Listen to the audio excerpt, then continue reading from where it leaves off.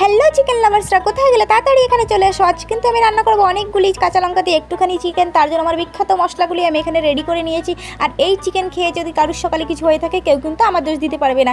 যাই হোক, এখন আমি চিকেনটাকে ম্যারিনেট করার জন্য প্রথমে দিয়ে দেবো রসুন কুচি, পেঁয়াজ কুচি, তারপরে নুন, হলুদ, তারপরে দিয়ে দেবো মিক্স মশলা, তারপরে কিন্তু চিকেন মশলাটা দিয়ে দেবো। চিকেন মশলা প্যাকেটেও দেখেছে চিকেন ভাসছে, আমি কিন্তু ওইভাবেই রান্না করব। যাই হোক, তারপরে দিয়ে দেবো ধনিয়া গুঁড়ো দেওয়ার পরে কিন্তু আমার সেই বিখ্যাত পেস্টটা আমি দিয়ে দেবো। এতে আছে কাঁচা জিরে, আদা, রসুন, আর আছে কাঁচা লঙ্কা আর ধনিয়া পাতা। ভালো করে পেস্টটা দিয়ে একটুখানি সরষের তেল দিয়ে ঝাঁকানাকা করে মাখতে হবে। তোমার যে সবথেকে যে বড় শত্রু, তাকে তুমি মারতে চাও, তার কথা মনে করেই কিন্তু চিকেনটা মাখবে। যাই হোক, আমি কিন্তু আমার বরের কথা মনে করে চিকেনটা মেখেছি। আমি কিন্তু আমার বরকে অনেক ভালোবাসি, তাই মারতেও চাই না, তাই চিকেনটার উপর সব রাগ ধুয়ে দিয়েছি। তারপরে আধা ঘন্টা চিকেনটা রেস্টে রেখে দিয়ে বড় বড় সাইজের কটা আলু কেটে ভেজে তুলবে। তারপরে ফোড়নে জিরে, তেজপাতা, শুকনো লঙ্কা দিয়ে তোমার সবথেকে যে বড় বড় শত্রু আছে তাদের মুখ নাক জ্বালিয়ে পেঁয়াজটা দিয়ে একটু নেচে নেবে। দেখো আমি একটু নেচে নিচ্ছি, নাচতে নাচতে দেখি এখানে পেঁয়াজটা পুড়ে গেছে, তাই আশেপাশে দেখি কেউ দেখছে নাকি।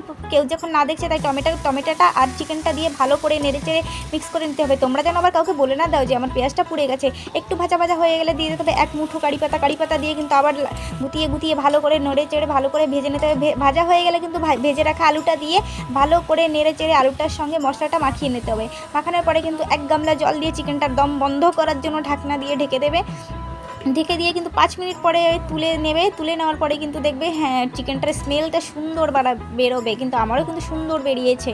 তারপরে দেখো এখানে আমার চিকেনটা হয়ে এসেছে। এখন আমি আরেকটু নেড়ে চেড়ে ঝোলটা একটু টানিয়ে দেখো একদম হয়ে এসেছে। কারা আমার এরকম নাচতে নাচতে রান্না করা ভিডিও পছন্দ করো অবশ্যই কমেন্ট করে জানাবে। তারপরে কিন্তু গরম মশলা দিয়ে আরেকটু নেড়ে চেড়ে আমি এখন চিকেনটাকে নামিয়ে নেব। নামিয়ে নেওয়ার পরেই কিন্তু আমি দিয়ে দেবো আমার ফেভারিট ধনিয়া পাতা কুচি, যা ছাড়া আমার চলেই না। আজকে কিন্তু রান্না করেছিলাম শুধু চিকেন, আর সঙ্গে আছে পাঁপড়, আর আছে কিন্তু গোল গোল করে পেঁয়াজ ভাজা, আর আছে সাদা রাইস, একদম সুন্দর ঝুড়ো ভাত।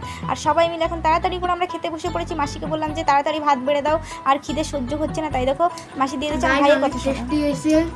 ভাইয়ের রিভিউটা শুনে তো আমি পাগল হয়ে গেছি। আমি বললাম মাসি তাড়াতাড়ি দাও, আর তুমি দেরি করো না। তাই মাসি দেখো আমাকে তাড়াতাড়ি করে তরকারি দিয়ে দিচ্ছে, মানে চিকেনটা দিয়ে দিচ্ছে। এখন আমি খেয়ে নেবো, তার আগে মাসি খেয়ে বলবে কেমন হয়েছে।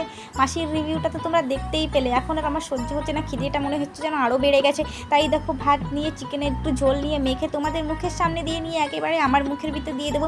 মুখে দেওয়ার পরে দেখি বাবা এ কী স্বাদ রান্না করেছি আমি কি মাস্টার শেফ হয়ে গেলাম নাকি? এত ভালো রান্না আবার আমি কবে থেকে শুরু করেছি। যাই হোক, তোমরা আমার রেসিপিটা দেখে তাড়াতাড়ি বানিয়ে খেয়ে আমাকে কমেন্ট করো। আর আমি এখানে খেতে থাকি, আর কথা বলার টাইম নেই। Bye bye.